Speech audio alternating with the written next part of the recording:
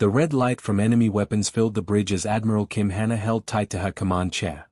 Terra Station shook hard as more energy blasts hit its shields. The alien ships looked like giant sea creatures floating in space, their living hulls glowing with deadly power. "Our shields are almost gone," said Lieutenant Park Jae-nyu. His voice stayed calm even though explosions rocked the station around them. "Only 12% left. We cannot take many more hits like this." Commander Lee Min-ho looked at the battle screen with worried eyes. The numbers were terrible to see. 4 to 7 human ships against 300 alien warships from the Velaran Empire. It was like fighting an ocean with a cup of water. "The aliens want us to give up," said Communications Officer Choi Dana. Her hands shook a little as she worked at her controls. "They are demanding we surrender right now." Hannah closed her eyes for just a moment. 2 long years of fighting had brought them to this dark hour. One by one, every human colony in the outer space had fallen to the Velaran fleet. Now only Terra Station stood between these monsters and the planets where billions of people lived near Earth. "Send them our answer," Hannah said with steel in her voice. "Tell them we will fight until our last breath leaves our bodies." The station groaned like a wounded animal as more alien weapons struck its hull. The lights went dim and came back again. The floor shook under their feet with each new attack. Through the big window, they could see the burning pieces of the human destroyer New Soul spinning slowly through the darkness of space. The battle had been going on for 6 hours now. 6 hours of death and fire and the slow destruction of everything they had built out here among the stars. The Velaran Empire had come like a plague of insects, eating up human colonies one after another. Their bioships were grown rather than built, living creatures the size of buildings that could heal their own wounds and birth new weapons inside their bellies. Captain Yoon Taek had died 20 minutes ago when his cruiser exploded. Commander Park Si-jin was fighting with half his crew dead and his engines failing. All across the human fleet, brave men and women were dying to buy just a few more minutes for the people they protected. "Admiral," called sensor technician Oh Kyung from his station near the back of the bridge. "I am seeing something very strange on the long-range sensors.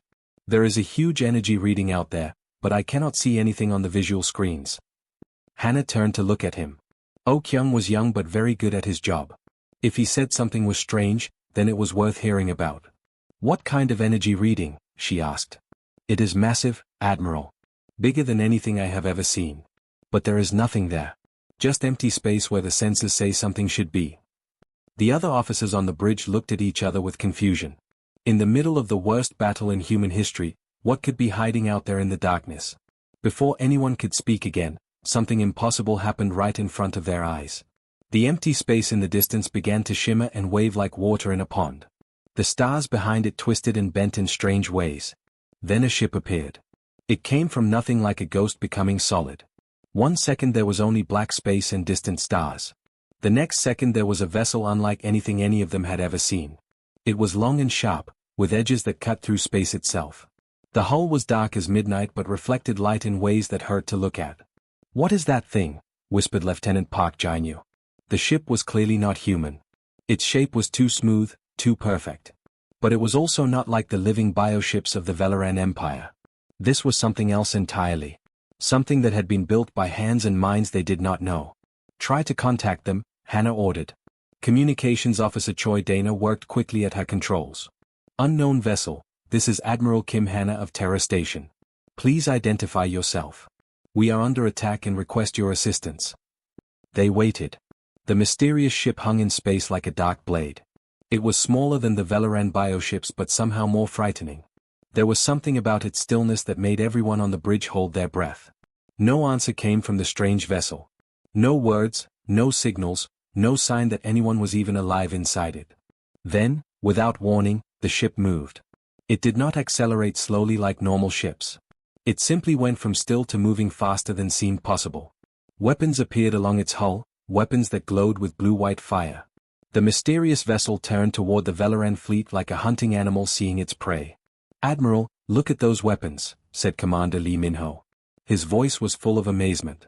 "I have never seen energy signatures like that before." The strange ship fired. Beams of pure light lanced out across space and struck the nearest Velaran bioship.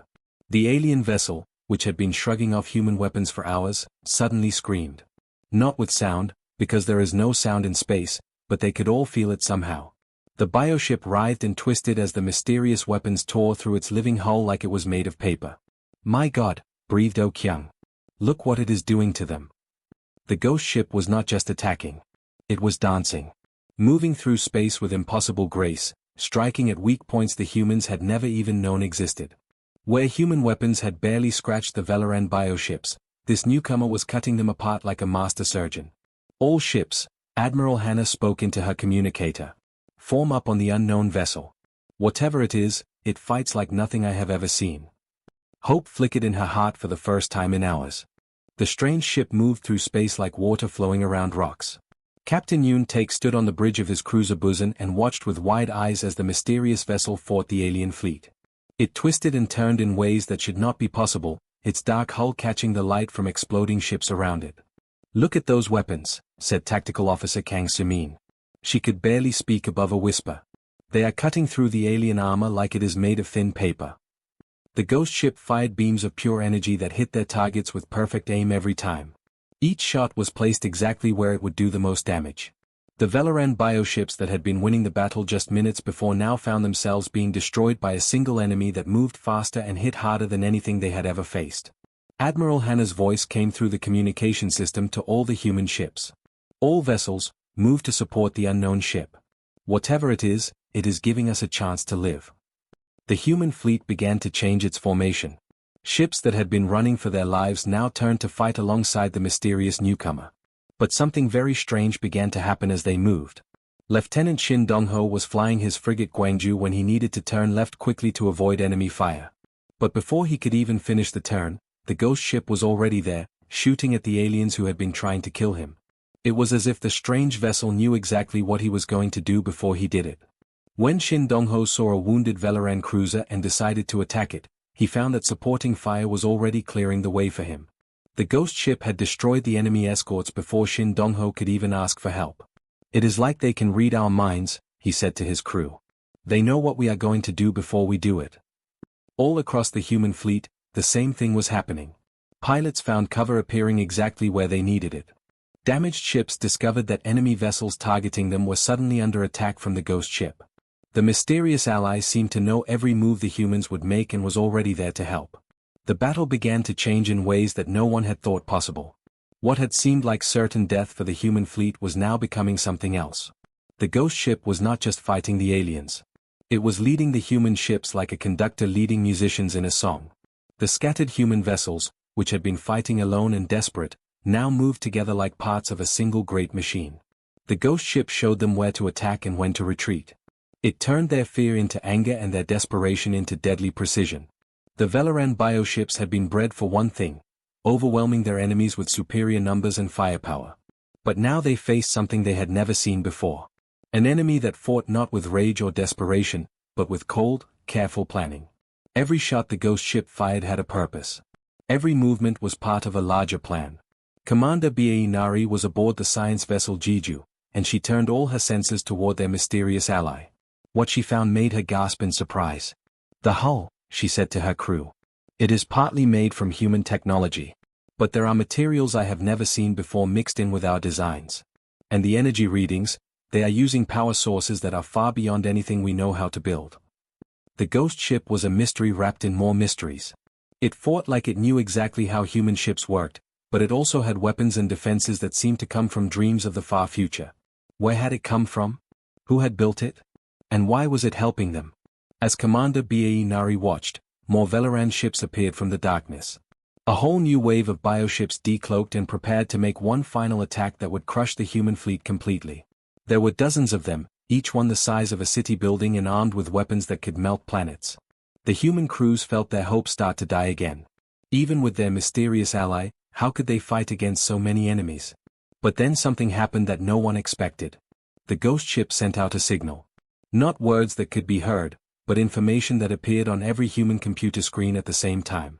Battle plans, target lists, and attack patterns flowed into their systems faster than any human could type. At the end of all the technical information was a single, simple message that made everyone's heart beat faster: follow. The ghost ship turned toward the new wave of alien attackers and accelerated.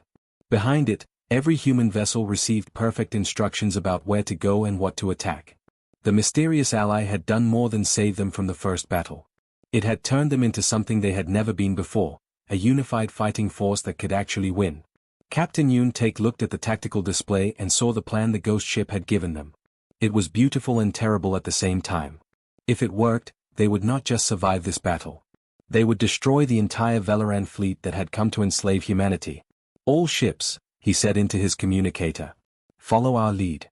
Today we learn what it means to hunt the hunters. The ghost ship plunged into battle, and the human fleet followed like wolves following the pack leader toward prey. The broken alien ship floated through space like a dead whale. Its living hull had been torn open by the ghost ship's weapons, showing the twisted corridors inside. Commander Zhang Wujin led his team of soldiers through the dark passages, their metal boots making loud sounds on the deck. Be careful, he whispered into his radio. These alien bioships can heal themselves and grow new rooms. There might still be enemies alive in here. The air inside the ship smelled wrong, like rotting meat mixed with chemicals. Strange lights pulsed along the walls where alien nerves carried signals through the living vessel. Wujing's team moved slowly, checking every corner and doorway for signs of danger. They had come here to gather information about the enemy. Every alien computer and data system they could capture would help the human fleet understand how to fight the Valorans better. But as they moved deeper into the ship, Wujin began to feel that something was not right. When they reached the command center at the heart of the bioship, Wujin stopped in surprise. 3 people in advanced combat suits were already there, standing among the alien control systems. Their armor was unlike anything in the human fleet, sleek, dark, and covered with technology that seemed both familiar and strange. The suits had no flags or symbols to show what country they came from. No fleet badges or unit markings. Just the cold, professional look of soldiers who had seen too many battles. Stop right there, Wujin called out, raising his plasma rifle. Identify yourselves immediately. The person in front reached up and removed her helmet. What Wujin saw made him catch his breath. The face was definitely human, but changed in ways that were hard to describe. Her eyes held the hard look of someone who had killed many enemies and seen many friends die. Thin scars marked her temples where machines had been connected to her brain. Commander Song Oren, she said in a calm voice. You took longer to get here than I expected. Behind her, 2 men lowered their weapons. The first man, Nam Juho, moved with the quick, smooth motions of someone whose body had been enhanced with cybernetic implants. His reflexes were clearly faster than any normal human could achieve. The second man, Ryu Hansu, carried weapons that looked like a mixture of human engineering and captured alien technology. You are from the ghost ship, Wujin said. It was not really a question. We are from the ship called Vengeance, Orin corrected him. And we are human, just like you. Or we were human once, before we became something more. She pointed to the dead alien commander that was slumped over the biointerface console. The creature's multiple arms hung limp, and its large compound eyes stared at nothing. These monsters have been hunting our people across the galaxy for much longer than your history books record, Orin continued. They decided that humanity should be destroyed the very day we learned how to travel faster than light between the stars. Nam Juho stepped closer, and Wujin could see that his eyes glowed faintly with internal light from his cybernetic enhancements. We are the children and grandchildren of the colony ship New Horizon. Your records say it was lost 200 years ago and that everyone aboard died. But you survived, Wujin said, barely able to believe what he was hearing. We did more than just survive, Ryu Hansu said with a grim smile.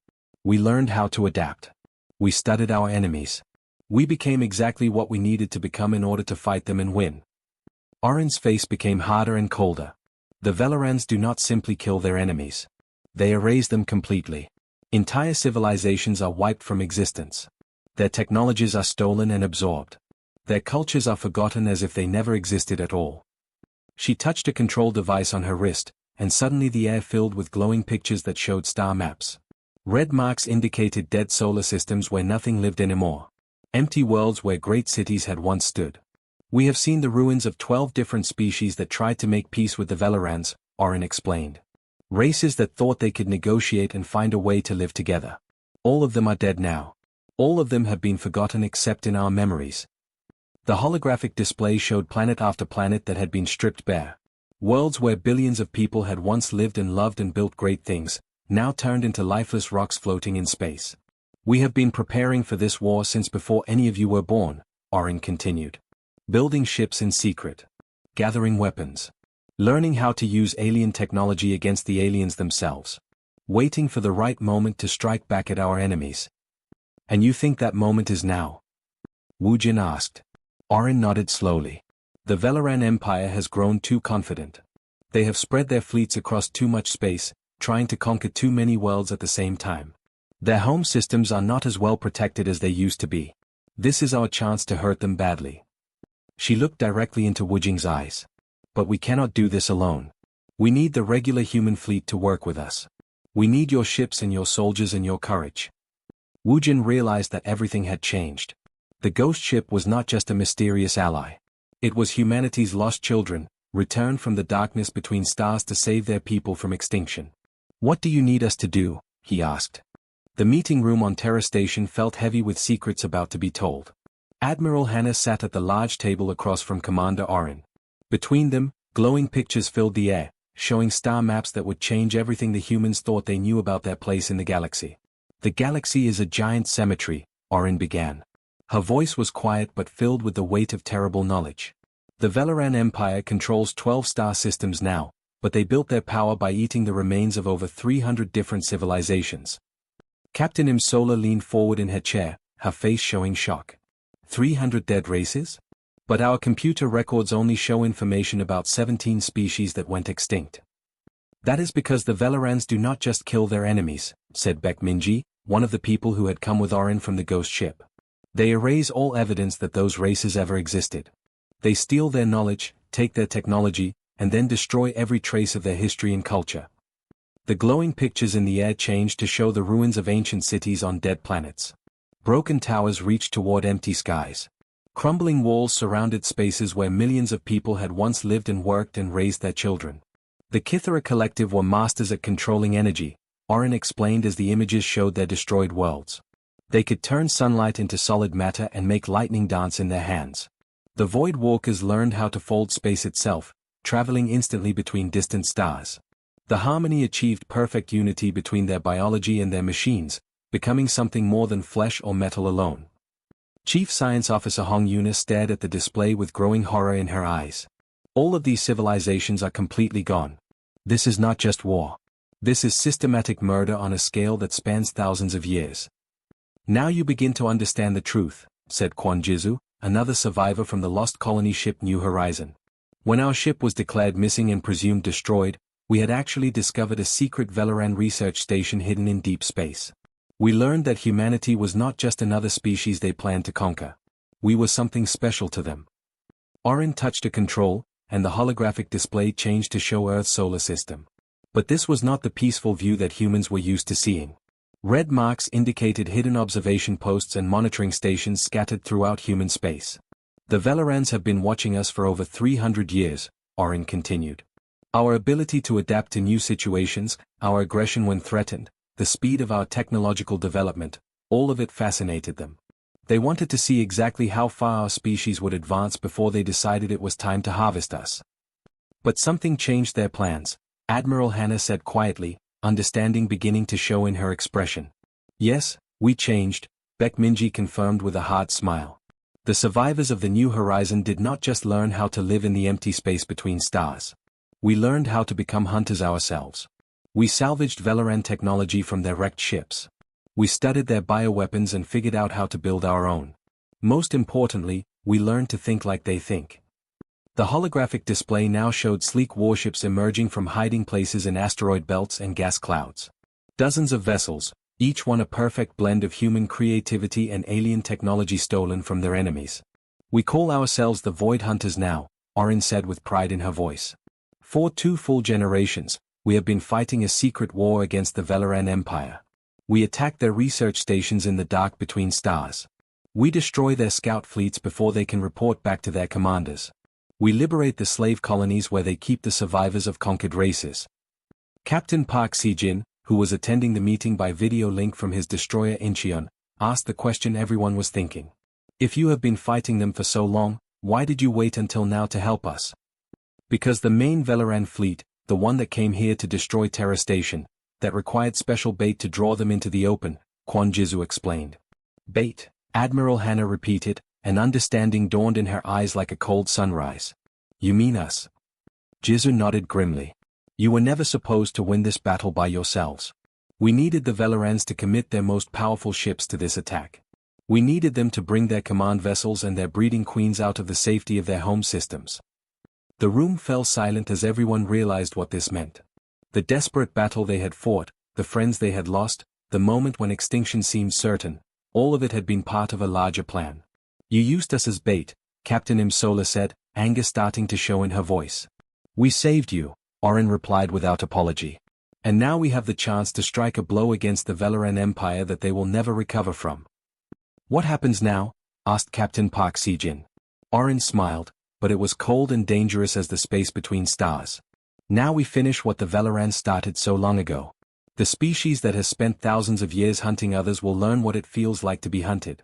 The predators will become the prey. Admiral Hannah looked around the room at the faces of her officers and the mysterious void hunters who had appeared from nowhere to save them. Everything had changed in the span of a few hours. Humanity was no longer alone in the galaxy. But they were also no longer innocent. The empty space around Terra Station began to shimmer like water disturbed by stones. Admiral Hannah watched from her command bridge as more and more ships appeared from nothing, materializing out of the darkness where no ships should have been able to hide. She counted them as they became solid and real. 37 vessels of the Void Hunter fleet, each one different from the others but all sharing the same deadly beauty. They were works of art created for war, blending human engineering with alien technology stolen from conquered enemies over 2 centuries of secret fighting. This is incredible, whispered Lieutenant Go Yunji from her position at the weapons control station.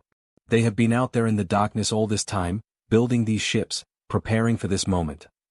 The Void Hunter vessels did not look exactly like human ships, nor did they look like the living bioships of the Valoran Empire.